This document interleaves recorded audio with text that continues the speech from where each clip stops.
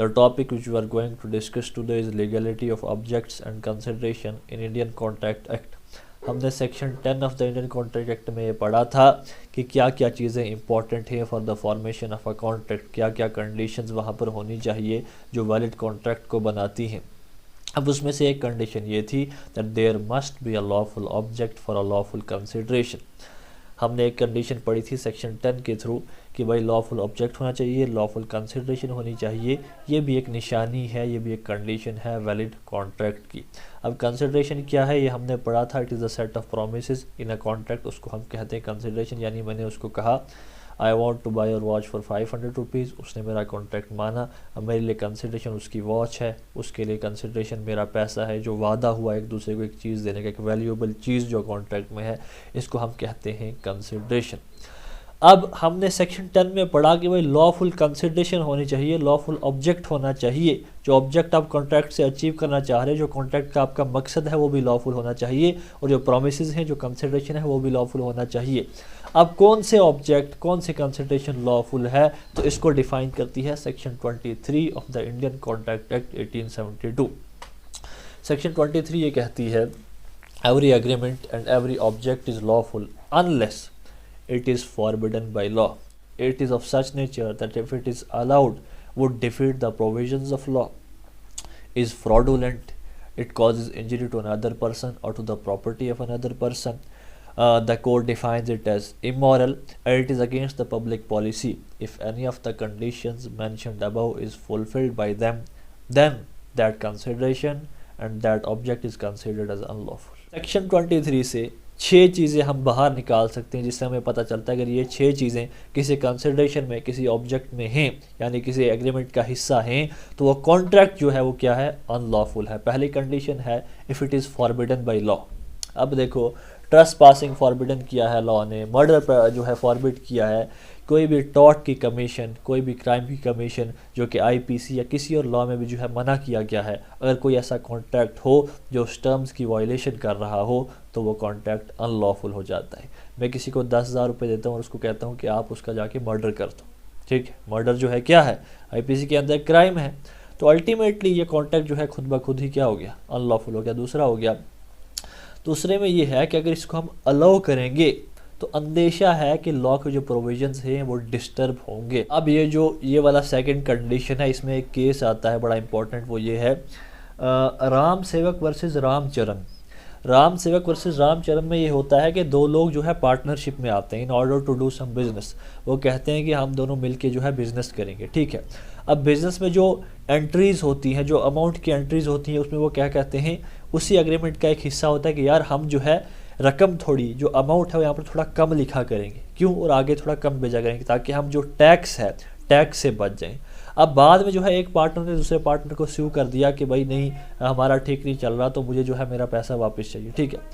अब जब कोर्ट को ये पता चला कि भाई ये तो टैक्स से बचने की कोशिश कर रहे थे बीच में, तो उसने कहा कि भाई आपने जो है वायलेशन की है टैक्स लॉज की, इसलिए पूरा कॉन्ट्रैक्ट ही जो है अनलॉफुल हो गया, आपको उससे कंपनसेशन कोई जो आपका पैसा है वो आप वापस नहीं ले सकते। तो ये है प्राइमा फेशिया जो चीज़ कई बार लगती है कि यार नहीं ठीक है इसमें सारा कुछ, लेकिन बाद में जो है पता चलता है कि इनडायरेक्टली जो है लॉ की वायलेशन कर रहा है। ऐसे कॉन्ट्रैक्ट भी जो हैं, ऐसे कंसिडरेशन जो भी हैं वो भी अनलॉफुल कही जाएंगी। उसके बाद थर्ड है हमारे पास फ्रॉडुलेंट। कोई भी कंसिडरेशन या कोई भी कॉन्ट्रैक्ट या कोई भी एग्रीमेंट जिसमें फ्रॉड एसोसिएटेड होना तो वो खुद ब खुद अनलॉफुल हो जाता है। उसके बाद है हमारे पास अगर वो इंजरी पहुंचाए, यानी कॉन्ट्रैक्ट की टर्म्स एंड कंडीशंस में कुछ ऐसी बातें लिखी हैं जिससे किसी बंदे को या उसकी जायदाद को जो है क्या पड़ रहा है, नुकसान हो रहा है आपके कॉन्ट्रैक्ट के आने की वजह से। आपकी कॉन्ट्रैक्ट की टर्म्स एंड कंडीशन में कुछ ऐसी चीज़ें मेंशन हैं जिसकी वजह से किसी इंसान की हेल्थ को नुकसान पहुंच रहा है, उसकी प्रॉपर्टी को नुकसान पहुंच रहा है, तो वो कंसिडरेशन भी अनलॉफुल है और अल्टीमेटली वो कॉन्ट्रैक्ट भी जो है अनलॉफुल हो जाता है। लास्ट की 2 चीज़ें हैं कि कोर्ट जिसको इमोरल समझता है और that is against the public policy. ये 2 चीज़ें जो है लगभग मिलती जुलती हैं। कोर्ट उसी चीज़ को इमोरल समझेगा जो अगेंस्ट पब्लिक पॉलिसी है, यानी मॉरल स्टैंडर्ड्स कुछ सोसाइटी के सेट होते हैं, ठीक है। अगर उससे बाहर निकल के कॉन्ट्रैक्ट में कुछ हो रहा है, यानी अब हमारे माशरे में, हमारी सोसाइटी में जो है चरस, गांजा, अफीम, ये चीज़ें इनकी कोई भी वैल्यू नहीं है, वैल्यू हो या नहीं हो लेकिन ये अच्छी चीज़ें नहीं समझी जाती। अब आपके कॉन्ट्रैक्ट में जो है इसका बिजनेस चल रहा है या कोई और अडल्ट्री है या कुछ भी है, तो ऐसी कंडीशंस में क्या होगा, जो अगेंस्ट द पब्लिक पॉलिसी है, कोर्ट जिसको इमोरल समझेगा, ऐसी कंसिडरेशन भी अनलॉफुल हो जाएगी और अल्टीमेटली आपका कॉन्ट्रैक्ट भी जो है अनलॉफुल हो जाएगा, वॉइड हो जाएगा। अब यहाँ पर जो मैंने बात की पब्लिक पॉलिसी की और इमोरलिटी की, कोर्ट जिसको इमोरल कहेगा, अब ये विद द चेंजिंग सिचुएशन ये चेंज होता रहा है, with the changing place, with the changing destination ये चेंज होता रहता है। अब देखो यहाँ पर जो है अगर शराब पीना जो है बुरी बात है, बाहर किसी फॉरेन कंट्री में जो है शराब जो है एक आम चीज़ है, वहाँ पर उनके कल्चर का पार्ट है शराब, तो वहाँ पर जो है इमोरलिटी जो है शराब का बिज़नेस करना या कुछ करना, उसको आम पीना बाहर, उससे किसी को जो है कोई छोटा मोटा नुकसान हो जाए तो उसको जो है वो नहीं समझा जाएगा कि भाई ये गलत बात है। लेकिन अगर इंडिया में आप खुलेआम शराब पी रहे हो, लोगों को नुकसान पहुंचा रहे हो, जवान बच्चे आपकी लपेट में आ रहे हैं, छोटे छोटे बच्चे पी रहे हैं, तो यहाँ पर इमोरल समझा जाएगा। तो इमोरलिटी और पब्लिक पॉलिसी जो है ये with changing situations, with changing places ये चेंज होती रहती है। उसके बाद आती है section 24 of the Indian contract act. यहाँ पर एक बात समझना बड़ी ज़रूरी है कि कंसिडरेशन जो है अगर अनलॉफुल है, यानी अगर थोड़ी सी कंसिडरेशन अनलॉफुल है, छोटा सा हिस्सा कॉन्ट्रैक्ट का जो है वॉइड है, गलत है, बाकी वो सही है, तो क्या होगा। अब हम इस कॉन्ट्रैक्ट को सही मान लें या गलत मान लें, तो वो एक कहावत है कि a half truth is a whole lie, एक आधा सच पूरा झूठ है। वैसे एक आधा कॉन्ट्रैक्ट पूरा नल एंड वॉइड है, यानी कि जिसमें कंसिडरेशन जो है थोड़ी सी लॉफुल हो और बाकी जो है अनलॉफुल हो, तो ऐसे कॉन्ट्रैक्ट को हम वॉइड कहते हैं। यहाँ पर ये बात समझने की है कि भाई अगर कॉन्ट्रैक्ट में कंसिडरेशन में एक छोटा सा हिस्सा ही अनलॉफुल है, बाकी सब कुछ लॉफुल है, तब भी जो है कॉन्ट्रैक्ट पूरा वॉइड माना जाएगा। लेकिन इसमें एक कंडीशन है जो बड़ी इंपॉर्टेंट है समझने की, वो ये है कि अगर मैं दो चीज़ों को अलग अलग कर सकता हूँ, यानी कॉन्ट्रैक्ट में जो लॉफुल पार्ट है उसको मैं अलग कर सकता हूँ और जो अनलॉफुल पार्ट है उसको मैं अलग कर सकता हूँ, तो ऐसी कंडीशन में जो अनलॉफुल है वो ऑब्वियसली वॉइड हो जाएगा और जो लॉफुल है वो बच जाएगा, वो कॉन्ट्रैक्ट का हिस्सा बच जाएगा, ठीक है। लेकिन दूसरी कंडीशन में ये है कि अगर ऐसा कॉन्ट्रैक्ट है आपके पास जिसमें लॉफुल कंसिडरेशन भी थी, अनलॉफुल कंसिडरेशन भी थी, लेकिन आप जो है उनको आपस में डिफ्रेंशिएट नहीं कर सकते थे, आप उनको जो है अलग अलग नहीं कर सकते थे, तो ऐसी कंडीशन में पूरा कॉन्ट्रैक्ट ही आपका वॉइड हो जाएगा। तो section 24 of the Indian contract act ही कहती है कि अगर आपकी कंसिडरेशन का कोई पार्ट या ज़रा सा हिस्सा आपके कॉन्ट्रैक्ट का अगर अनलॉफुल है तो आपका पूरा कॉन्ट्रैक्ट ही वॉइड हो जाएगा। अब ज़रा section 25 of the Indian contract act पर चलते हैं। जनरली लॉ में क्या होता है, इंडियन कॉन्ट्रैक्ट एक्ट में क्या है कि कोई भी ऐसा कॉन्ट्रैक्ट जिसमें कंसिडरेशन नहीं है वो वॉइड है, लेकिन कुछ एक्सेप्शंस हैं जो सेक्शन 25 डील करता है। और इन एक्सेप्शंस में होता क्या है, इन एक्सेप्शंस में ये होता है कि 3 एक्सेप्शंस ऐसी हैं कि जिनमें जो है कंसिडरेशन की ज़रूरत नहीं है। इसमें जो है कॉन्ट्रैक्ट लॉफुल होगा, इन्फोर्सेबल होगा इवन विदाउट कंसिडरेशन।